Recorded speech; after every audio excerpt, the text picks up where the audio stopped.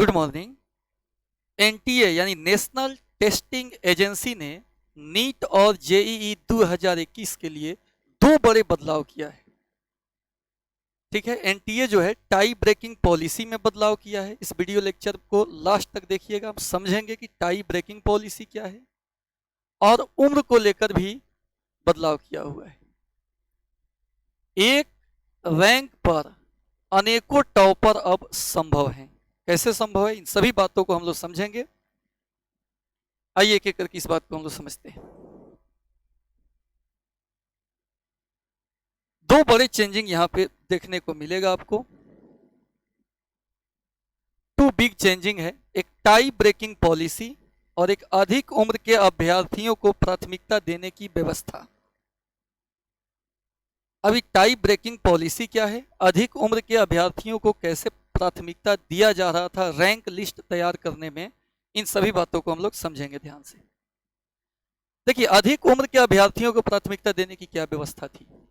जैसे पिछला साल एग्जाम हुआ था तो 2020 में तो टॉपर विद्यार्थियों को 720 में से 720 अंक मिले थे, जबकि रैंक 1 के लिए विद्यार्थियों की अधिक उम्र की वरीयता दी गई थी। मान लो एक से ज्यादा लोगों को 720 अंक आ गया था। अब उस दोनों में से 1 रैंक के लिए चुनाव किया गया। कैसे, तो जिसका अधिक उम्र था उसी को चुना गया। इस व्यवस्था अब हट गया है, ये व्यवस्था अब हट गया है। इस वर्ष जो एग्जाम होगा, एग्जाम हुआ है, जिसका रिजल्ट सीट बनेगा, जिसका रैंक सीट बनेगा, टाई ब्रेकर पॉलिसी इसमें बदली गई है।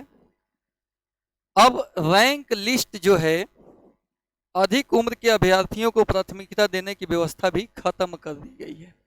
अब आपको अधिक उम्र के जो विद्यार्थी थे उनको वरीयता दी जा रही थी रैंक लिस्ट तैयार करने में, वह अब खत्म हो गई है। इसका मतलब स्पष्ट हो गया कि अगर मान लो 720 5 बच्चे को आ गए तो टॉपर पांचों हो जाएंगे। 1 रैंक पांचों स्टूडेंट 1 रैंक वाले हो जाएंगे। यानी रैंक 1 के लिए एक से ज़्यादा टॉपर अब हम लोगों को देखने को मिलेगा। ये बहुत बड़ी खुशखबरी है, बहुत बड़ी बात है।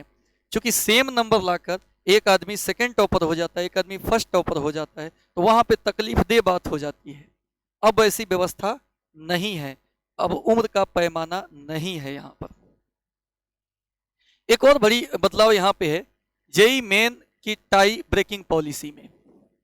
टाई ब्रेकिंग पॉलिसी क्या है कि रैंक जब बनता है तो उस रैंक में, जैसे मान लीजिए मैथमेटिक्स वाले हैं तो सबसे ज़्यादा मैथ में जिसका नंबर है उसको ऊपर रखा जाता है।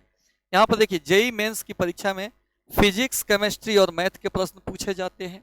परीक्षा का मैथ में ज़्यादा एनटीए स्कोर होने पर उन्हें मेरिट में ऊपर जगह मिलेगी। अब जो नया पॉलिसी बना है उसमें अगर मान लीजिए मैथमेटिक्स से हैं आप, जेई मेन का एग्जाम दे रहे हैं, तो आपको जो है मैथ में अगर जिसका ज़्यादा नंबर है उस हिसाब से उसको रैंक में ऊपर रखा जाएगा। अब मान लो 2 विद्यार्थी आ गया जिनका मैथ में समान अंक है, तो उनके लिए क्या होगा, तो उनके फिजिक्स का एनटीए स्कोर देखा जाएगा। नेशनल टेस्टिंग एजेंसी जो एनटीए स्कोर होता है वो देखा जाएगा फिजिक्स के आधार पर।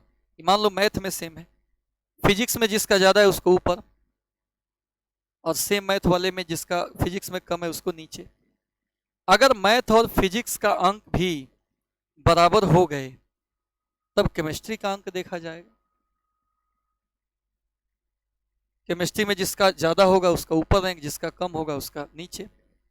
अगर तीनों विषय में अंक समान हो गए तो देखा जाएगा कि कौन उत्तर का संख्या,